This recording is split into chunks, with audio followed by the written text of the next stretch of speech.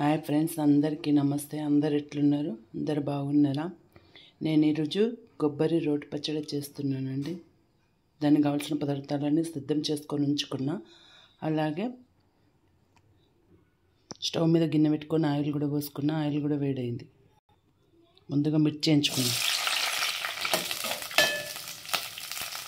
మిర్చి బాగా వేగరాక ఫ్రై చేసుకున్నాం. చూడండి, మిర్చి ఈ విధంగా ఫ్రై కావాలి.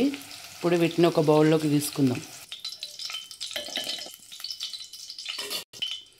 అలాగే కట్ చేసి పెట్టుకున్న కొబ్బరి ముక్కలు, వీటిని కూడా పచ్చివాసన పోయేదాకా ఫ్రై చేద్దాం. మంచిగా రెడ్ కలర్ వచ్చేదాకా ఫ్రై చేద్దాం. వీటిని కూడా ఇలా మంచిగా పచ్చివాసన పోయేదాకా మంచిగా ఫ్రై చేసుకోవాలి. ఇట్లా మంచిగా ఫ్రై అయినాయి కదా, ఇవి చల్లారేలోపు పచ్చిమిరపకాయలు, దొడ్డుప్పు, జీలకర్ర వేసి ఒకసారి దంచుకుందాము. అంతలోపు ఇవి చల్లారుతాయి. ముందుగా వేయించి పెట్టుకున్న పచ్చిమిరపకాయలు, అలాగే కొంచెం ఉప్పు, కొంచెం జీలకర్ర. ఇప్పుడు ఇవన్నిటిని దంచుకుందాం.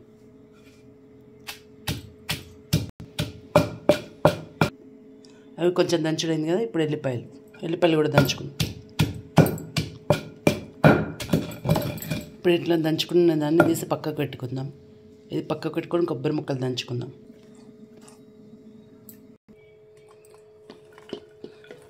ఇప్పుడు కొబ్బరి ముక్కలు కూడా మంచిగా మెత్తగా దంచుకుందాం.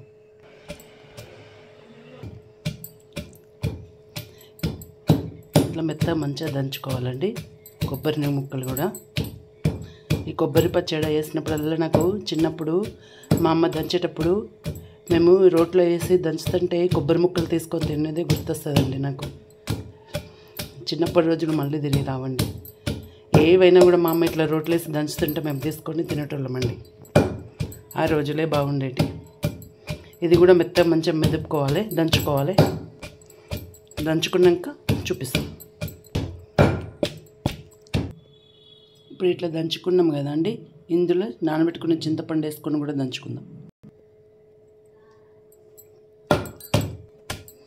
ఈ చింతపండు వేయడం వల్ల కొంచెం పుల్లగా టేస్టీగా ఉంటుందని చింతపండు వేస్తున్నానండి. మీ ఇష్టం, టమాటా ఉంటే టమాటా వేసుకోండి, చింతపండు అయినా వేసుకోవచ్చు.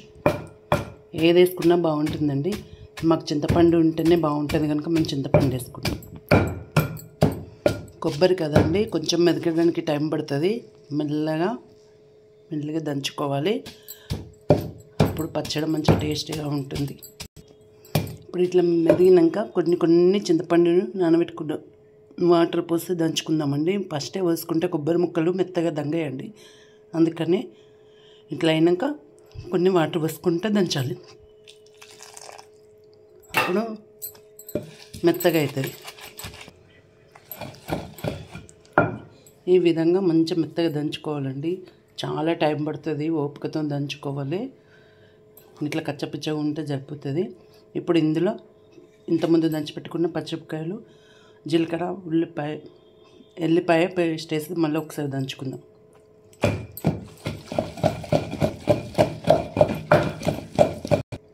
ఇట్లా మంచిగా మెత్తగా దంచుకున్నాక ఇప్పుడు ఒకసారి ఉప్పు సరిపోయిందా లేదా చూద్దామండి. సరిపోకపోతే కొంచెం ఉప్పు వేసి దంచుకోవచ్చు.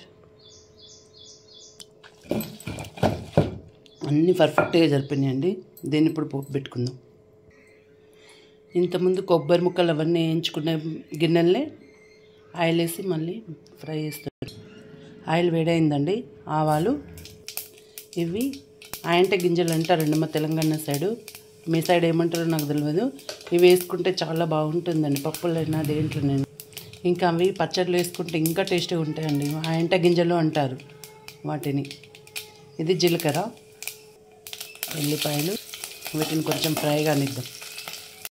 అలాగే ఎండుమిర్చి వేసుకుంటే కూడా పచ్చడికి మంచి టేస్ట్ వస్తుంది. అలాగే పచ్చడిపప్పు, మినపప్పు ఇవి వేసుకుంటే కూడా పచ్చడికి మంచి టేస్ట్ వస్తుంది. కొంచెం వేపుకుందాం. అలాగే కల్యమాకు, కొంచెం ఇంగువ వేయడం వల్ల కూడా పచ్చడికి మంచి టేస్ట్ వస్తుందండి. నేను ఏది పచ్చడి పోపు పెట్టినా, పప్పుచారైనా చారైనా ఖచ్చితంగా ఇంగువ యూజ్ చేస్తానండి. ఇంగువ యూజ్ చేయండి అసలు పోపే పెట్టానండి. ఇప్పుడు అన్నీ మంచిగా ఫ్రై అయ్యాయి. దంచుకున్న కొబ్బరి చట్నీ ఇందులో వేసుకుందాం.